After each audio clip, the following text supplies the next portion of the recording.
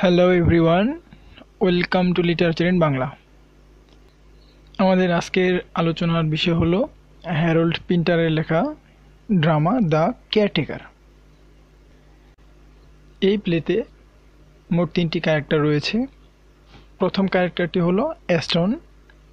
এই ড্রামারে আরেকটি ক্যারেক্টার মিকের বড় ভাই, এবং দ্বিতীয় ক্যারেক্টার হচ্ছে মিক, অ্যাস্টনের ছোট ভাই, এবং তৃতীয় ক্যারেক্টার হচ্ছে ডেভিস, যিনি কিনা একজন ভবঘুরে, তার নিজস্ব বাসস্থান নেই এমন একজন মানুষ। অ্যাস্টনের বয়স 30-এর আশেপাশে এবং মিকের 20-এর আশেপাশে এবং ডেভিস অলমোস্ট 60-র কাছাকাছি। আসুন আমরা মূল প্লেতে ফিরে যাই। এই প্লেটি শুরু হয় একটি রুম থেকে। সময়টা 1950-এর দশক এবং তখন ছিল উইন্টার, শীতকাল। তো প্লের শুরুতে আমরা দেখতে পাই যে গল্পের একটি ক্যারেক্টার মিক, সে বিছানায় শুয়ে আছে এবং তার রুমের চারপাশে সে নির্লিপ্ত দৃষ্টিতে তাকাচ্ছে, অর্থাৎ কোন মুখের মধ্যে কোনো এক্সপ্রেশন নেই এমনভাবে তাকাচ্ছে। এরপরে সে দরজা খোলার শব্দ শুনলো এবং একটু পরে দরজা বন্ধ হওয়ার শব্দ শুনলো। এটা শোনার পর সে বের হলো এবং দেখলো যে তার বড় ভাই অ্যাস্টন ফিরে এসেছে এবং অ্যাস্টনের সাথে একজন নতুন মানুষ, যার নাম সে জানতে পারে ডেভিস, এবং সে একজন ভবঘুরে। এবং অ্যাস্টন তাকে নিয়ে এসেছে একটি ক্যাফে থেকে, সেখানে ডেভিস একজনের সাথে মারামারি করছিল। এবং মারামারি হওয়ার পিছনে কারণটা ছিল যে ডেভিস ওখানে কাজ করতো এবং কাজের সূত্রে ওই লোকটার সাথে তার মারামারি হয়ে যায় এবং অ্যাস্টন তাকে সেখান থেকে উদ্ধার করে নিজের বাসায় নিয়ে আসে। এরপর বাসায় নিয়ে আসার পর অ্যাস্টন ডেভিসকে কাপড়, জুতা এবং থাকার জন্য জায়গা দিল। এরপরে হলো কি যে ডেভিস সে জোরে জোরে কথা বলতেছে এবং কথা বলা শুরু হওয়ার মাত্রই সে অন্যদের নামে অভিযোগ করা শুরু করলো যে অন্য রেসের মানুষরা বা অন্য জাতিগতভাবে যেসব মানুষ আছে তাদের নিয়ে, কালো মানুষদের নিয়ে নানান রকম অভিযোগ করা শুরু করলো। কিন্তু অপরদিকে আমরা অ্যাস্টনকে পেলাম যে সে সবসময় চুপচাপ থাকে, কথা কম বলে এবং থেমে থেমে কথা বলে। এখন অ্যাস্টন যেহেতু তাকে থাকার জন্য রাতটা দিল এবং বললো যে রাতটা তুমি থাকো, এই অফারটা ডেভিস তাড়াতাড়ি অ্যাকসেপ্ট করলো। বললো ঠিক আছে, আমি আজকে আছি এবং আমি অবশ্যই সিট কাপে যাব এবং যা আমার পরিচয়পত্র, কাগজ যেগুলো আর কি কনফার্ম করে যে সে কে, ওই কাগজগুলো সিট কাপ থেকে নিয়ে আসবে।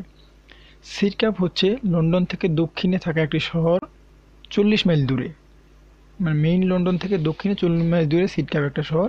সে সেখানে গিয়ে তার পরিচয়পত্র এবং কাগজ সব কিছু নিয়ে আসবে। পরের দিন সকালে অ্যাস্টন ডেভিসকে বলল যে সে রাতে খুব শব্দ করে, অর্থাৎ নাক ডাকে, মুখ দিয়ে শব্দ করে, এমন বেশ কয়েকটা অভিযোগ করলো। কিন্তু ডেভিস সবগুলো রিজেক্ট করলো, যে না, অসম্ভব, আমি কখনোই এমন করি না। এরপরে অ্যাস্টন বাইরে চলে গেল এবং ডেভিসকে বলে গেল যে সে চাইলে আজকে এ বাসায় থাকতে পারে। অর্থাৎ এর আগের দিন কথা ছিল সে চলে যাবে কাগজপত্র আনতে, কিন্তু আজকে বললো যে সে চাইলে থাকতে পারে। এরপর অ্যাস্টন যখন চলে গেল, মিক তার রুম থেকে বের হয়ে আসে, দেখলো যে ডেভিস রুমে ড্রয়ারে যেখানে সেখানে কিছু একটা খুঁজে বেড়াচ্ছে, সব জিনিস এক এক করে খুঁজতেছে। তো মিক রুমের ভিতরে ঢুকলো এবং এটার জন্য মিক এবং ডেভিসের মধ্যে একটা ধস্তাধস্তি হয়ে গেল, অর্থাৎ ছোটোখাটো মারামারির মতো। কারণ মিক বলতেছে যে সে কি খুঁজতেছে আর বা তার সমস্যা কি, সে এখানে কেন, বা তার মূল পরিকল্পনা কি, কেন সে বাসায় এসেছে, এটা সে জানতে চায়। এরপরে মিক ডেভিসকে বিভিন্ন ধরনের কোশ্চেন জিজ্ঞাসা করা শুরু করে। সে তার নাম কি, প্রকৃত কোনো নাম আছে কিনা, থাকে কোথায়, কাগজপত্র কবে নিয়ে আসবে, বিভিন্ন ধরনের সে কি ধরনের কাজ পারে, নানা ধরনের কথাবার্তা শুরু করলো, প্রশ্ন করা শুরু করলো এবং তাকে বিভিন্ন দিক দিয়ে ডেভিসকে নিরুৎসাহিত করলো। এবং শেষ পর্যন্ত সে এটা বলল যে চাইলে ডেভিস এই বাসাটা, এই রুমটা ভাড়া নিতে পারে।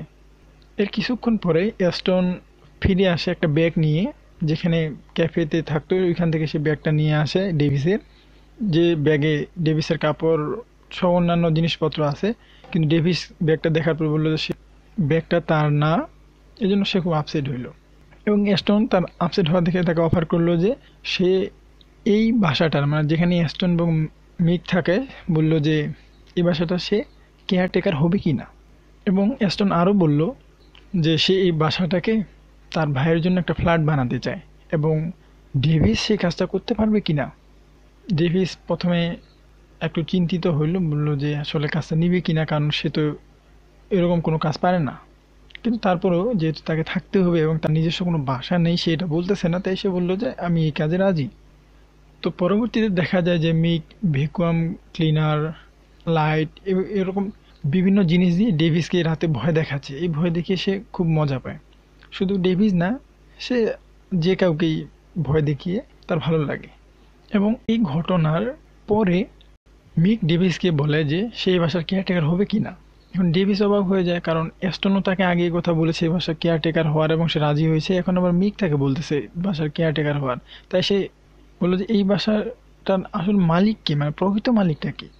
মিক এবার কিছুটা রেগে গেল এবং মিক করলো কি যে আবার তাকে জিজ্ঞেস করলো যে কই তুমি তোমার কাগজপত্র নিয়ে আসলা না, তোমার তো কাগজপত্র নিয়ে আসার কথা ছিল সিট কাপ থেকে। এবং ডেভিস তাকে প্রমিস করলো যে সে কালকে যাই নিয়ে আসবে। পরের দিন ডেভিস ইচ্ছাকৃতভাবে দেরি করতেছে বাইরে যাওয়ার, অর্থাৎ সিট ক্যাবে যাওয়ার যে কথা ছিল কিন্তু সে যাচ্ছে না, গড়িমসি করছে এবং বলতেছে যে আজকে ওয়েদার খুবই খারাপ, আজকে না যাই এরকম। এদিকে অ্যাস্টনের সাথে কথা হওয়ার সময় অ্যাস্টন বলে যে অনেক আগে তার হেলুসিনেট হইতো বারবার, সব কিছু গুলায় ফেলতো, যা একটার সাথে আর একটা, মানে পাগল রকমের হলে মানুষ যেরকম হয়। এবং তাকে মেন্টাল হসপিটালে নিয়ে যাওয়া হয়েছিল, সেটাও সে বারবার বলে। এবং বলে যে তাকে সেখানে ইলেকট্রিক শক দেওয়া হয়েছিল, ওই ধরনের ট্রিটমেন্ট করা হয়েছিল তার ইচ্ছার বিরুদ্ধে। যদিও এখন তার ওই থটগুলো, মানে হ্যালুসিনেট হওয়াটা অনেকটা কমে গেছে। এবং সে বলল যে আমি শুধু গার্ডেন ওখানে একটা শেড দিতে চাই, সেখানে সে সময় কাটাবে। এরপরে হলো কি যে ডেভিস অ্যাস্টনের নামে তার ছোট ভাই মিকের কাছে বারবার অনেকগুলো অভিযোগ নিয়ে আসে যে তাকে সে ঠিকমতো কাজ করতে দিচ্ছে না, যেটা দিয়ে সে বাটার বানাবে বা অন্যান্য কাজ করবে এই জিনিসপত্রগুলো দিচ্ছে না। মিক শান্ত মনে সেগুলো তো শুনেই গেল। এরপর ডেভিস আবার বলল যে এক রাতে অ্যাস্টন নাকি তাকে ঘুম থেকে ডেকে তুলছে এবং বলছে যে সে যেন শব্দ না করে ঘুমের মাঝে। অ্যাস্টন নাকি খুবই বিরক্ত হচ্ছে। তখন ডেভিস তাকে উপহাস করে যে তুমি তো পাগল, এবং তাকেও তার মেন্টাল হসপিটালে যাকে যেভাবে ট্রিটমেন্ট করা হয়েছিল সে কথা সে তাকে স্মরণ করে যে তোমার তো ট্রিটমেন্ট করা হয়েছিল, তুমি তো পাগল। মানে অ্যাস্টন তাকে তার নাক ডাকা নিয়ে অভিযোগ করলো, অপরদিকে ডেভিস তাকে এই কথা বলে ইনসাল্ট করলো। তখন অ্যাস্টন তাকে বলে যে তুমি আর এই কাজে থাকছো না, অর্থাৎ তাকে যে কেয়ারটেকারের কাজ দিছে যে তুমি আর এই কাজে থাকছো না, তুমি চলে যাবে কাজকে, তোমাকে মানে কাজ থেকে বরখাস্ত করা হলো। এবং ডেভিস তাকে অভিশাপ দিল এবং বলল যে সে অবশ্যই মিকের সাথে কথা বলবে, কারণ মিকও তাকে এই দায়িত্ব দিয়েছিল এবং বাসার প্রকৃত মালিককে সেটা সে জানে না। পরের দিন সে মিককে সব কিছু খুলে বলল। মিক সব কিছু শান্ত স্বরে শুনলো এবং তাকে বলল যে তুমি না বলেছিলে যে তুমি ভালো ঘর ডিজাইন করতে পারো, কই কিছুই তো দেখলাম না। অ্যাস্টন প্রথমে অবাক হয় যে আমি কখন এটা বললাম।